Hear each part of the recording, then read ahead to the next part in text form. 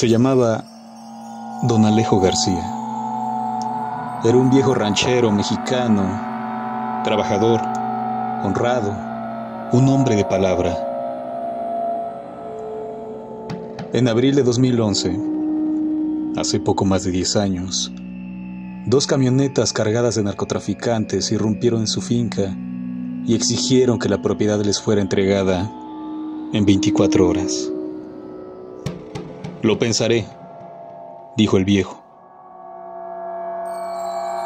«La finca o plomo, abuelo», respondieron los narcos. Así pues, Don Alejo reunió a sus trabajadores y les pagó. Ordenó que nadie acudiera a trabajar al día siguiente. Se encerró en su casa y, en la oscuridad de la noche, se lo pensó. En ese rancho había criado a su hija. Allí había enterrado a su esposa. Ahora le pedían que huyera como un perro, que se postrara como el gobierno, como el resto del país frente al narco.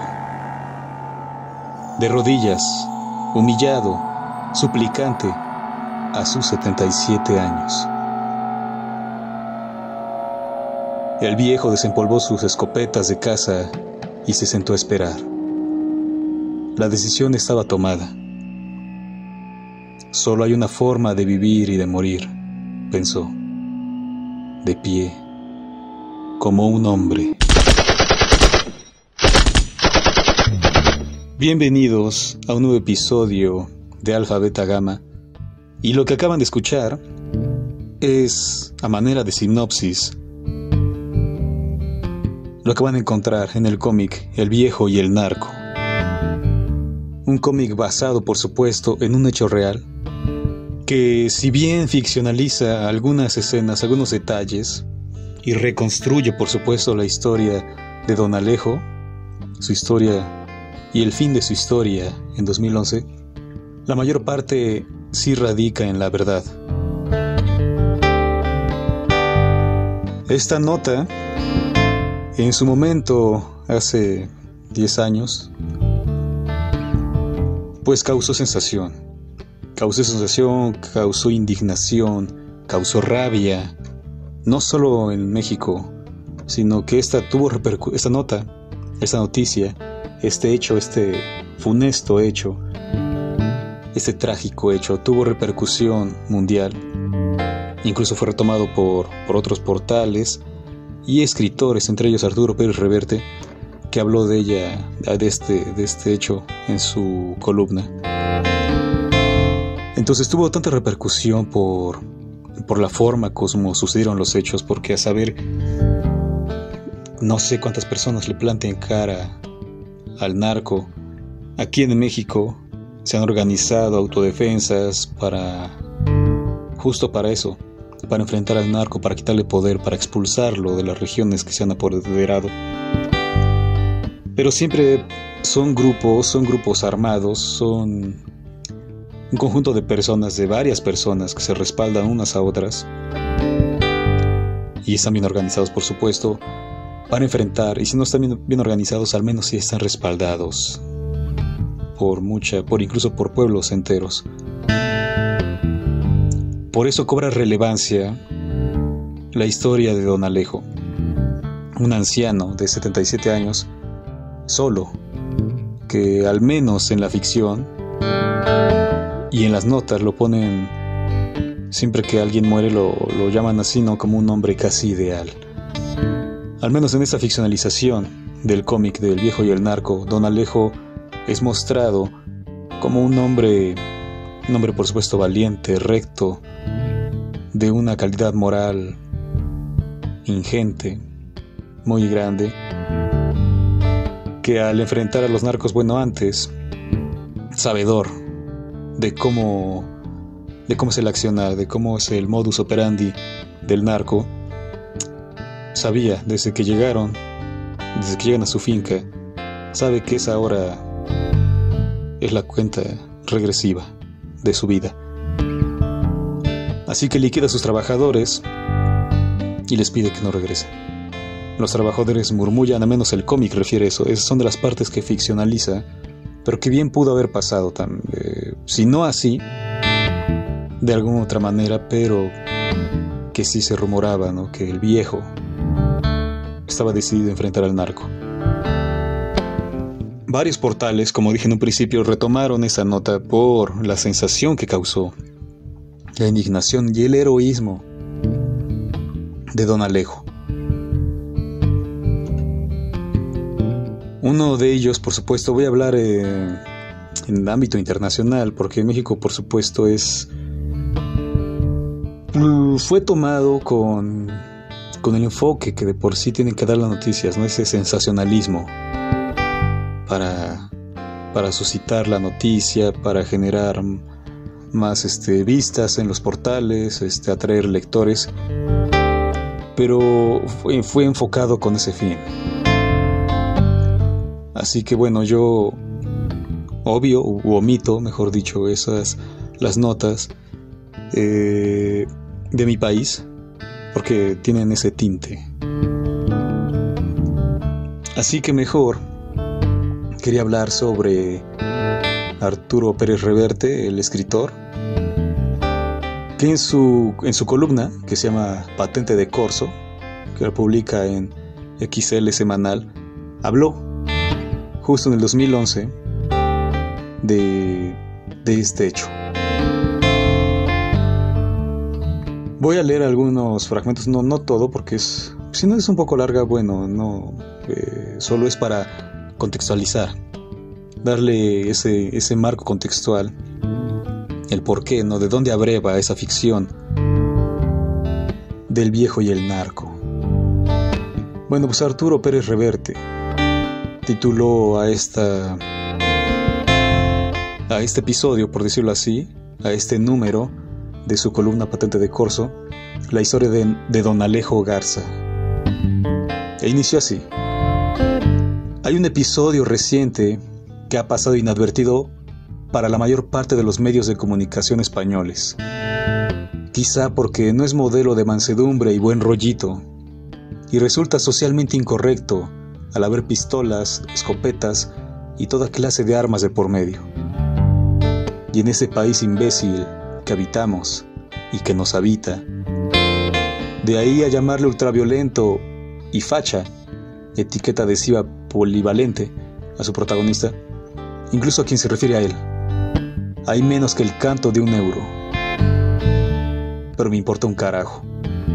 Como decía mi abuelo, hay cosas que alientan la virtud, o al menos cierta clase de ella, aunque no se trate de la que anda al uso. Así que, bueno, quien sepa ver virtudes en esta historia, que las aproveche, y el que no, pues oiga, que le vayan dando.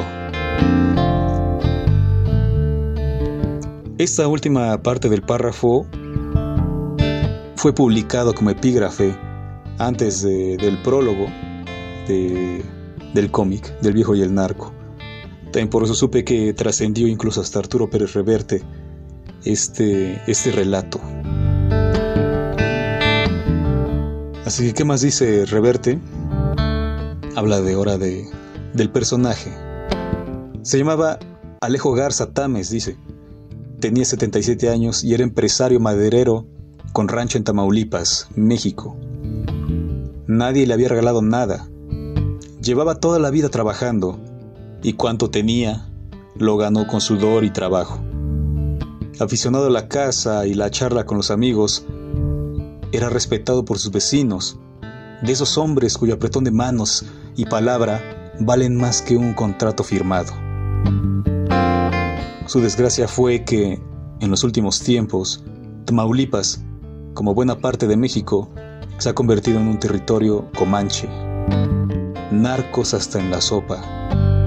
Y hace 2 meses, por supuesto habla de ese entonces, de ese año, de 2011, el sábado 13 de noviembre, con precisión de corridos de los Tigres del Norte, los sicarios del cártel de allí fueron a decirle muy gallitos que ahuecara,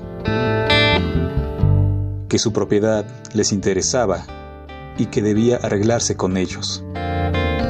24 horas para pensarlo, dijeron. Luego aténgase a las consecuencias. ¿Qué?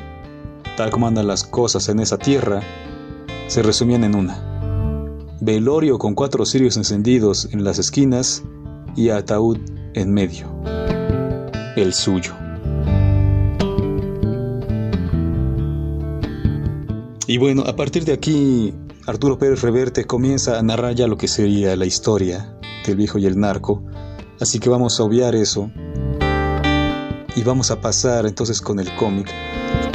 Por supuesto, si lo están escuchando este contenido en Spotify y Apple Podcasts, Google Podcasts, en fin, cualquier otra plataforma de podcast, pues pásense a YouTube a dar una videada.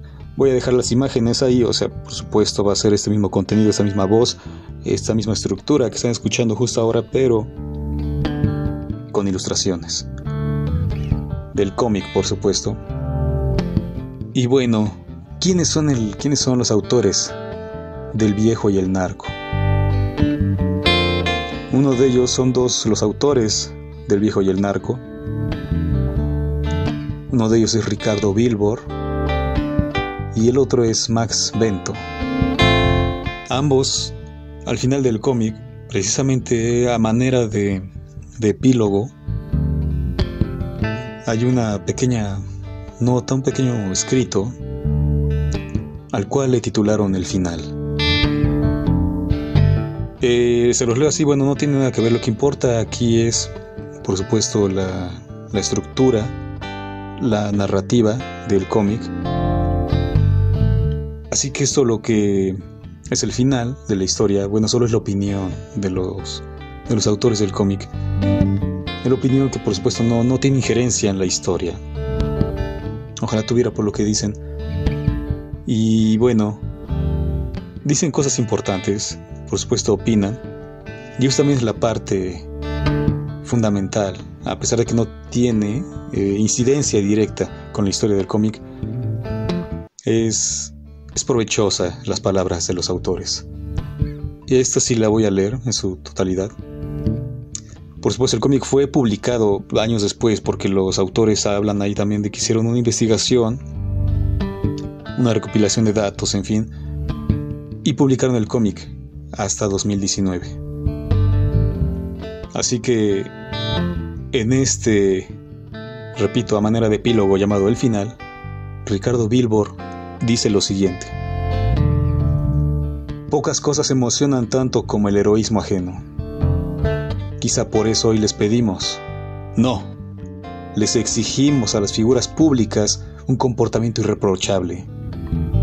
Quizás por eso también somos incapaces de entender sus fallos o de perdonarlos.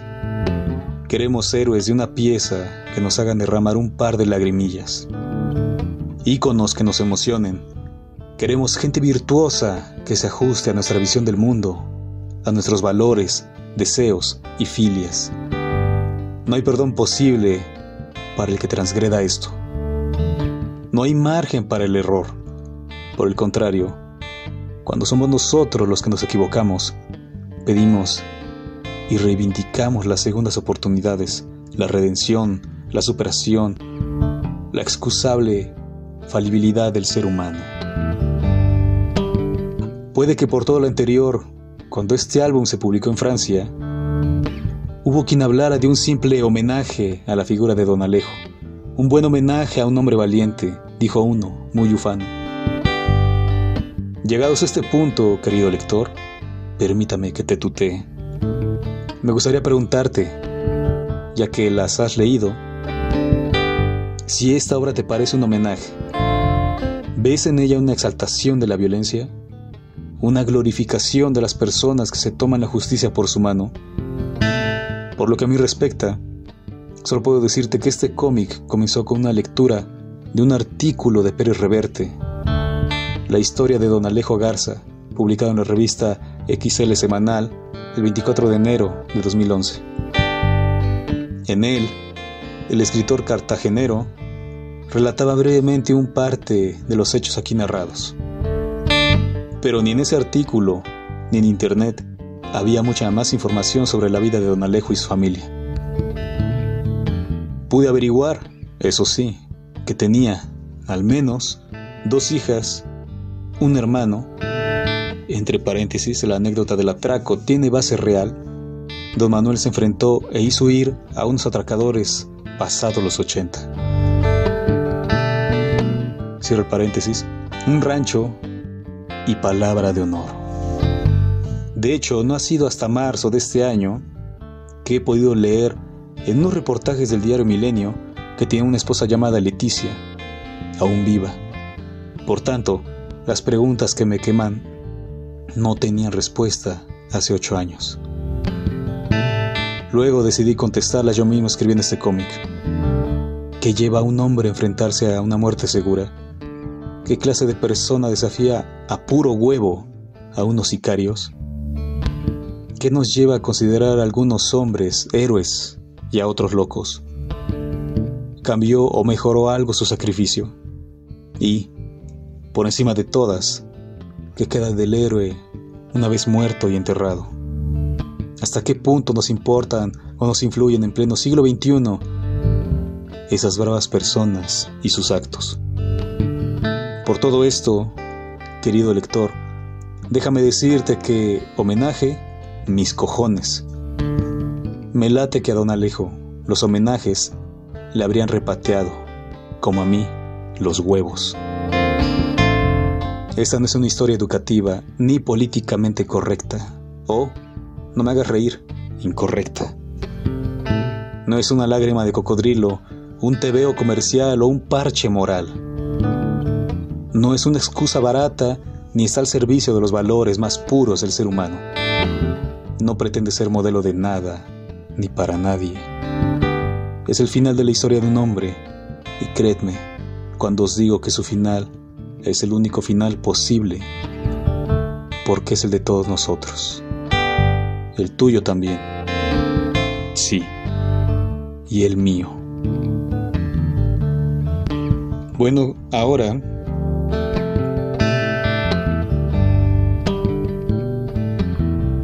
el argumento del Viejo y el Narco es muy simple.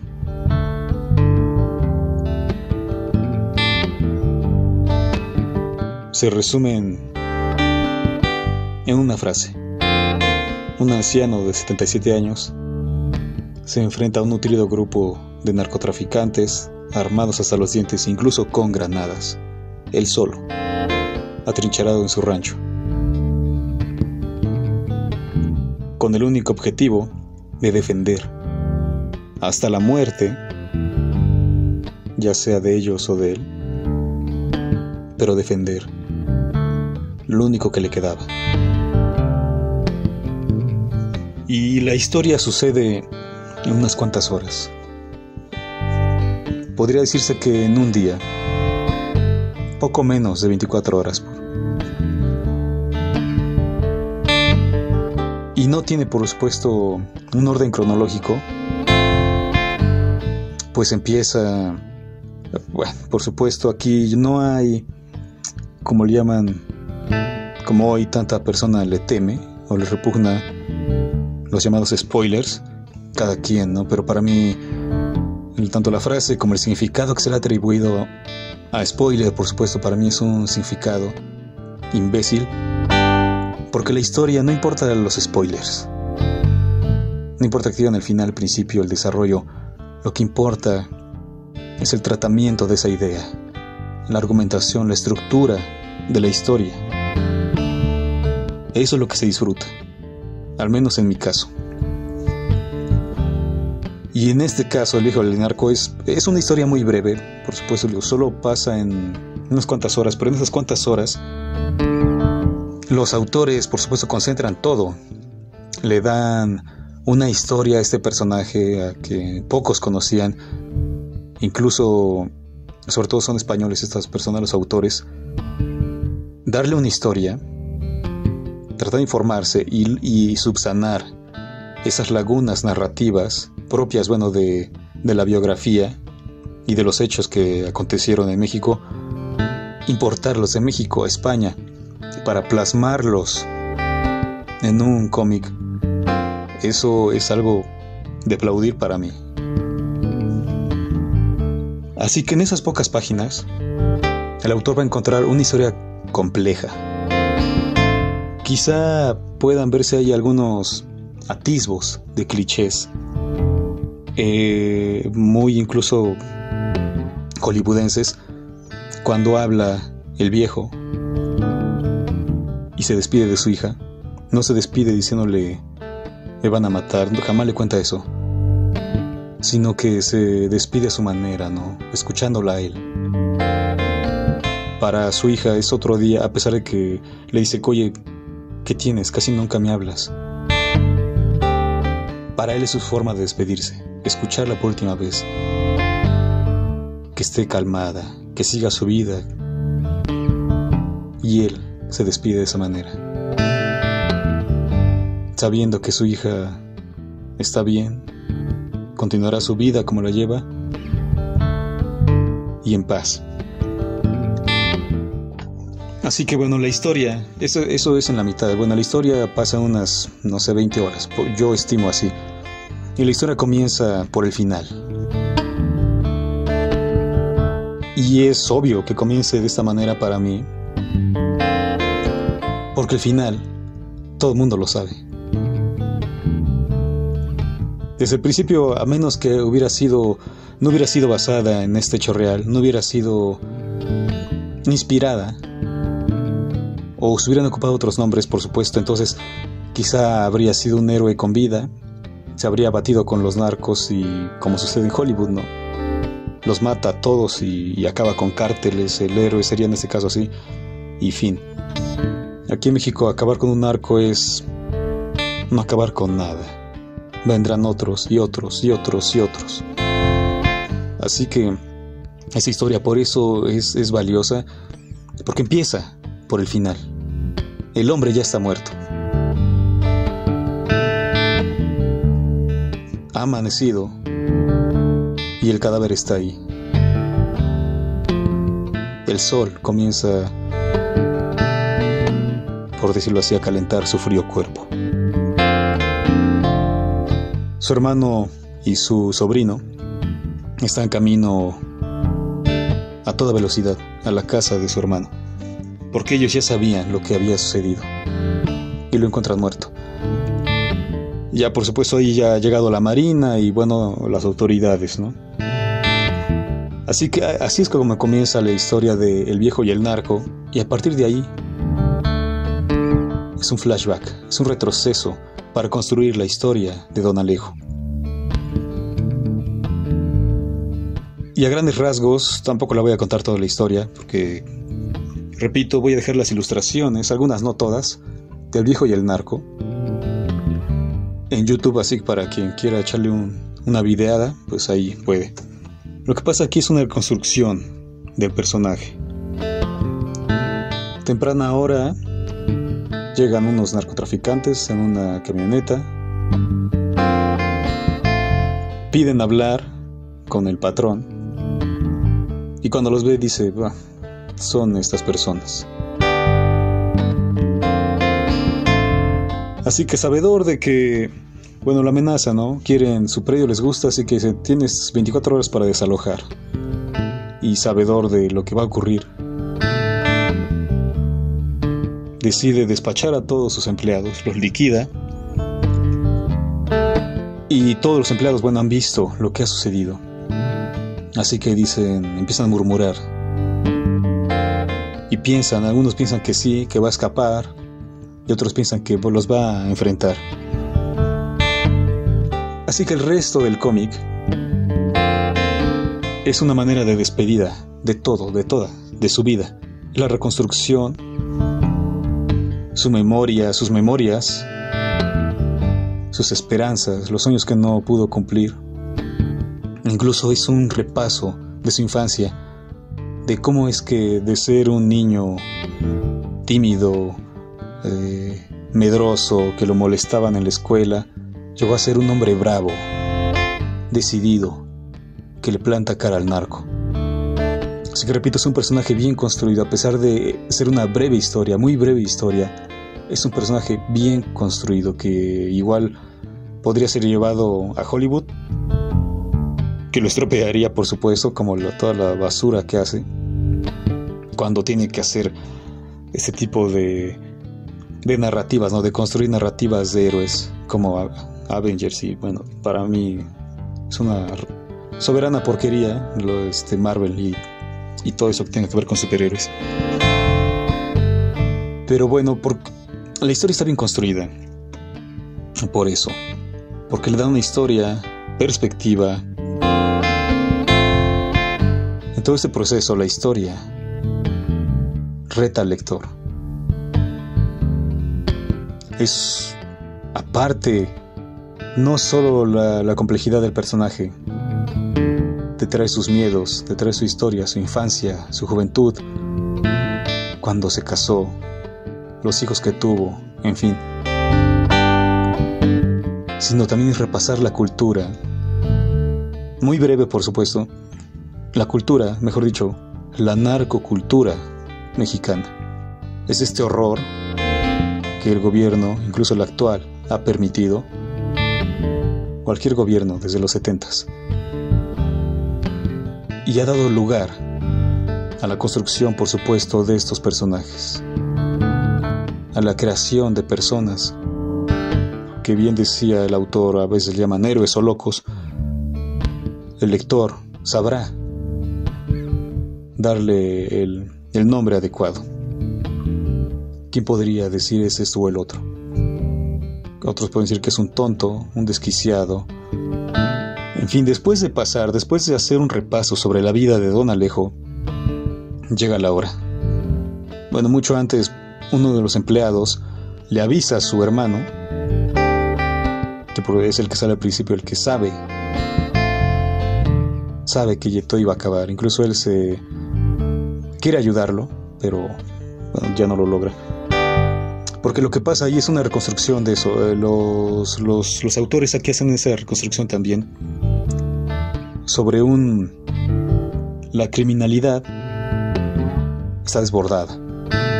Entonces recién el hermano sabe que Don Alejo está en peligro, regresa a su casa a traer algunos enseres para apoyarlo, pero lo asaltan en su tienda. Unos maleantes llegan, pero se pelean. Un hombre de 80 años expulsa de su tienda a 2 hombres armados, con ayuda, por supuesto, de su hijo, pero le salen afuera porque el hombre los saca de la tienda, los persigue en la calle y los golpea.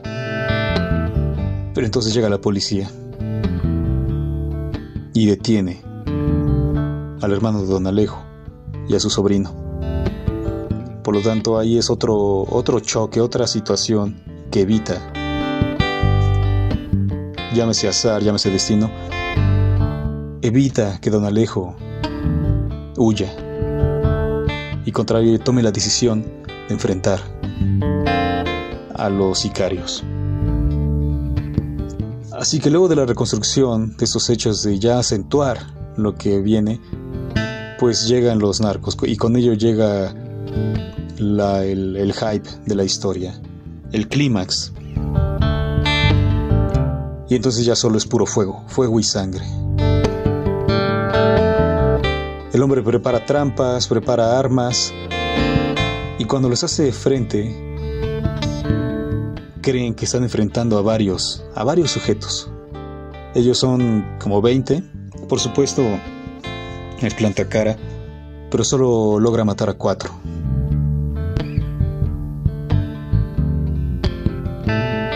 Quizá pudo haber asesinado a más, pudo haber abatido a más, pero el fuego ya era devastador.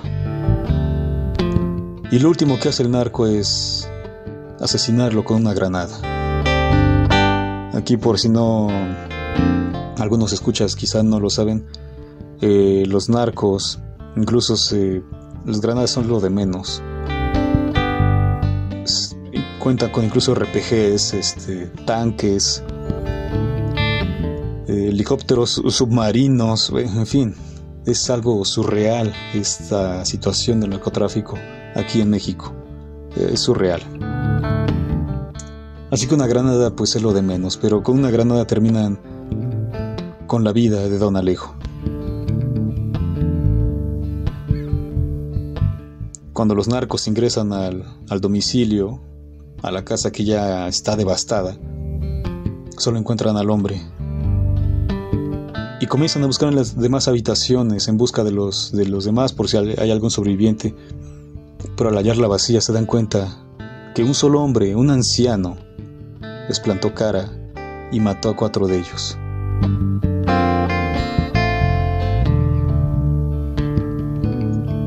¿Qué pasó después con el rancho? No lo sé. Hasta la fecha no lo sé. Supuestamente no se lo quitaron.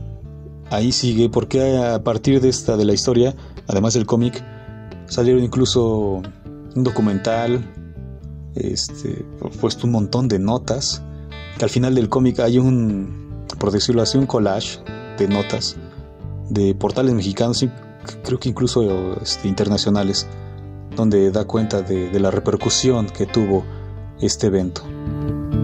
Que nadie estuvo ahí, ¿no?, para presenciarlo, por decirlo, la recuperación de esos hechos a través del cómic.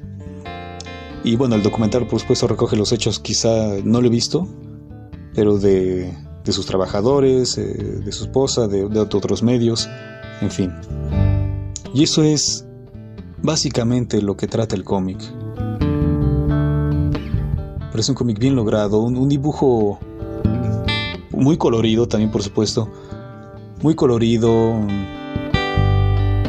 incluso un poco los trazos no son tan agresivos como se esperaría para un cómic que hable sobre violencia. Hay colores pasteles que tiene que ver mucho con las imágenes, es decir, con los procesos de la historia, el avance del proceso de la historia, la construcción.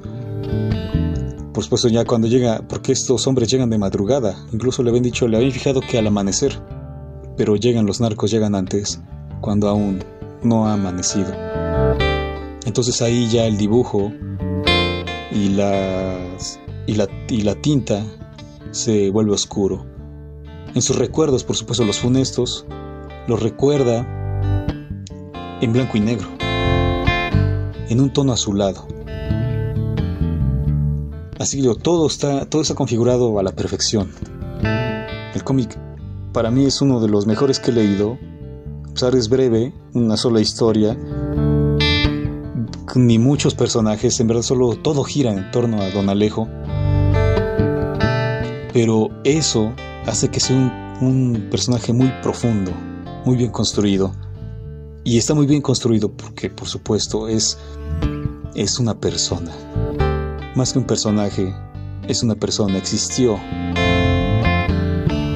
Y existe, cada vez que se nombra, cada vez que se lee el cómic, allí está Don Alejo.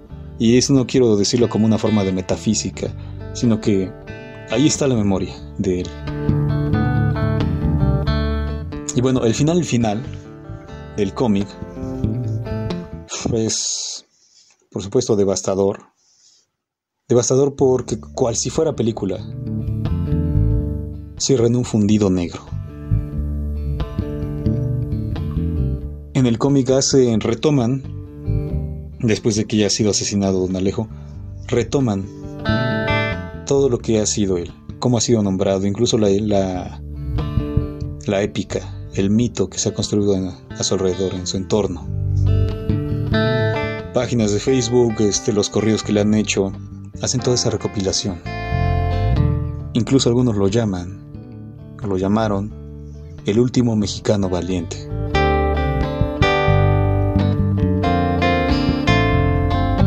Y bueno, el final sí, lo que es el final del cómic, no de la historia, del cómic, no lo voy a contar porque para mí me pareció la sucesión de imágenes del cómic, del final. Me pareció exquisito, me pareció brillante, me pareció hermoso, me pareció triste, trágico, doloroso, angustiante. Así que para mí el final es perfecto. El final, repito, el final del cómic, no del hecho de la historia. Así que los invito a leer este cómic, que es muy breve,